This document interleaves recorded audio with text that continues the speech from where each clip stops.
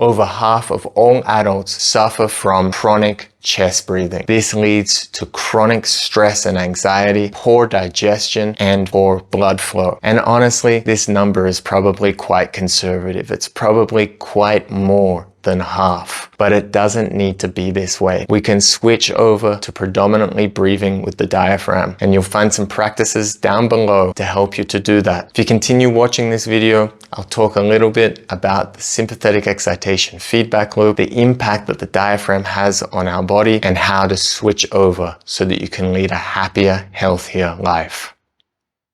Welcome back to Nervous System Reset. If you watch any child breathing, you will notice immediately that they breathe only with the belly and not with the chest. In fact, a child breathing with the chest is seen as such a problem that when I was working as a pediatric nurse caring for children in hospital, a child chest breathing is enough reason to call an immediate emergency that will bring doctors, nurses, the resus cart, everybody running. And yet we just take for granted that the majority of adults breathe primarily with the chest accessory muscles. Why is this? Well, medical textbooks, although they talk about this mechanism, don't really explain it. It's stated very matter of fact in the medical literature that children breathe with the diaphragm, and somewhere around the age of 12 or 14, the majority of adults will just switch to the chest, as if it's some magic process. But medical textbooks are a little bit outdated, and they don't really have deep information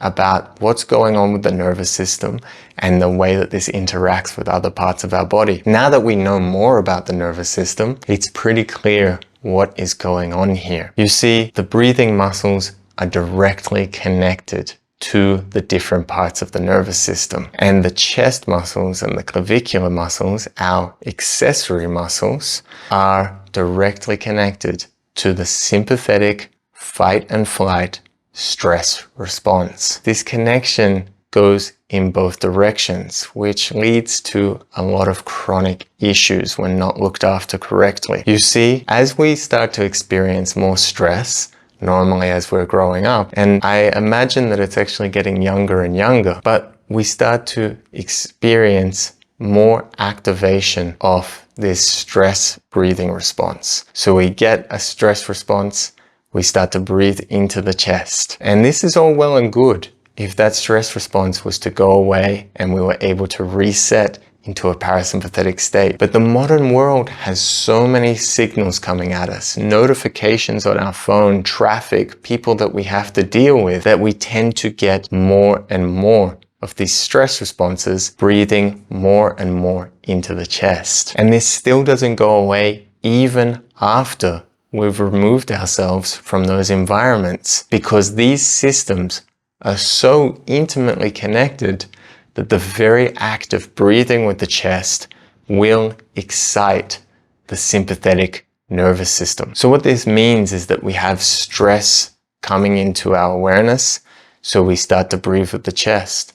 But breathing with the chest creates more stress, which causes us to breathe more with the chest, which causes us more stress, and so on and so forth, until we are stuck in what's called the sympathetic excitation feedback loop. We're stuck in this stress response. We're stuck in this dysregulated breathing pattern, which is making that stress response worse. And it seems like there's no escape from this. We'll talk a little bit more about the escape at the end, but before that, I just want to share a little bit about what effects this has, because maybe you're thinking, so what? I breathe with the chest.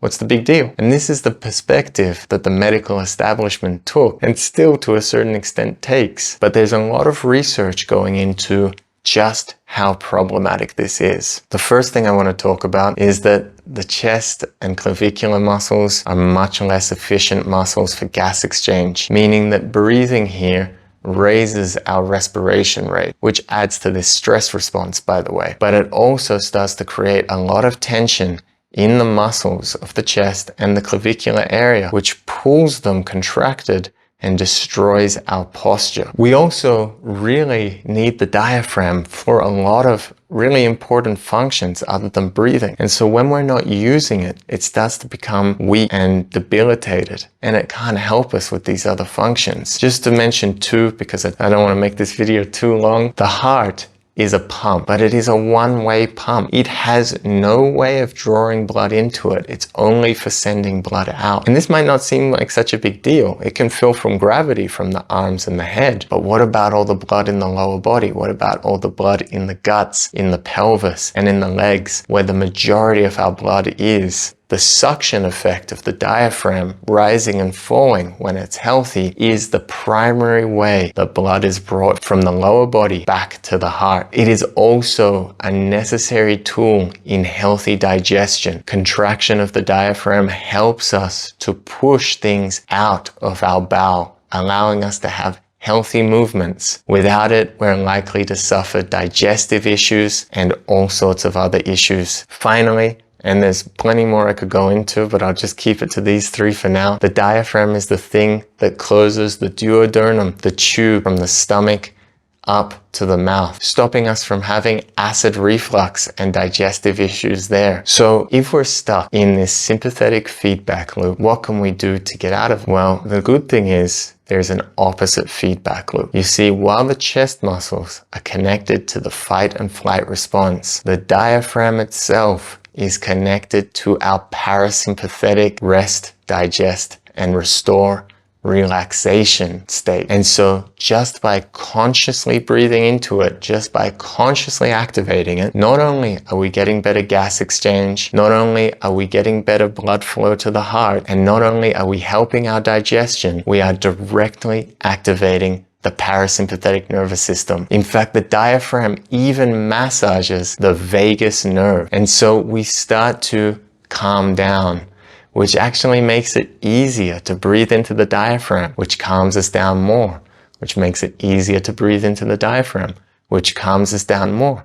And you can see we've now set ourselves up for an opposite and beneficial feedback loop. So you can find those practices at the bottom of this video, and I really invite you, if you exhibit any of the things that I mentioned being associated with chest breathing, or you just take a moment to check, where am I naturally breathing? And it's mainly into the chest. I really encourage you to give these practices a try. Try them daily. See how that starts to already change your life. Thank you so much for watching and listening, and I wish you all the best in your journey.